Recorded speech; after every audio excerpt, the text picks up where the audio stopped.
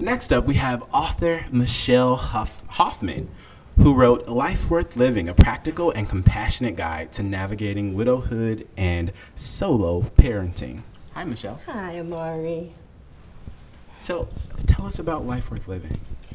Life Worth Living started when I got the shocking news that a friend of mine died. Like everyone else in the community, I felt as though there was nothing I could do. In fact, I knew exactly what to do. Okay. Because I have been through it. Because I lost my husband. So I intimately understand the tragic loss of a loved one. I went to his widow. I held her. I said, it's never going to be okay, and I'm going to hold your hand and walk this journey with you.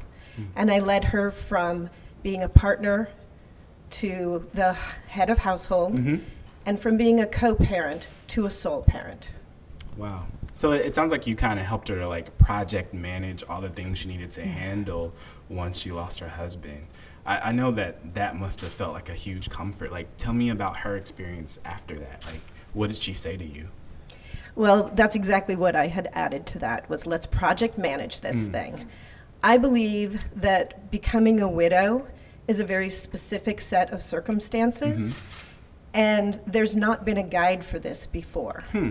And so I have stepped up because people have come to me asking for the similar guidance of how do we project manage this thing? How do we ensure that we have compassionate advocates for the children and that we aren't suffering and feeling years of grieving and loss and crying and feeling like we're not enough to be the parent that our children need. And so Life Worth Living is the tools and the guide, and I would walk this journey with you.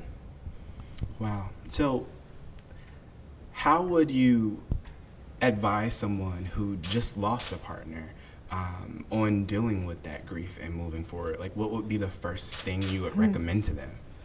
Moving through grief is very ambiguous, and it's a very personal thing. From my experience, grief was making it difficult to drive through the tears.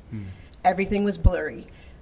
Grief slams your head against the wall, throws you down to the kitchen floor, and puts its foot on your neck, and you can't see your future. But when you're ready to live life again happy, and you feel compelled to take control of your life, then it's time to build the relationship with grief so that you're in charge of that relationship. And people don't want to give up grief because grief holds something so very dear to them. Wow. And so changing your relationship to a more positive one so that grief supports you as you move forward to live a full and happy life and support the success trajectories for your children is the advice that I would give them.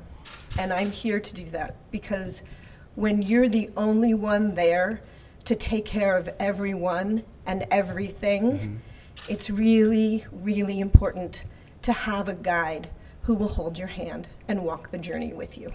Absolutely. When you were writing the book, you know, there's so many things that we experience in life, right? And just like your readers who are having to handle all the different details and all the different happenings of life and coordinating all the things, did you ever experience a time during the book process where you had so many different things going on and you had to figure out how you were going to get the book done? Like, what was that like for you? Well, that's exactly what was happening when I learned about the author's incubator. I could have gone back and added the many credentials and degrees to my existing ones. And in reality, what I needed to create a legacy to help others who walk this journey is a precision tool for the job. The author's incubator is a precision tool to get the book written. So that was it for you. You were like, oh, I know what I'm going to do. I'm going to hire my own project manager to help me get this book done. Subject matter experts, advisors, and people who know what they're doing to guide you on that path. Oh, that's a great perspective. Like, when we're sick, we go to the doctor. When we want to figure out how to make our money grow, we go to an investor, right? When we want to lose weight, we go to a fitness coach. When you want to write a book, why not go to someone who can help you get the book written, right? It makes a lot of sense. And when you're ready to remember that you're going to live a life worth living, you hire a guide so that they can help walk the journey through with you. Absolutely. And again, that book, Life Worth Living, if you know someone who needs this, make sure you download it now and send it to them.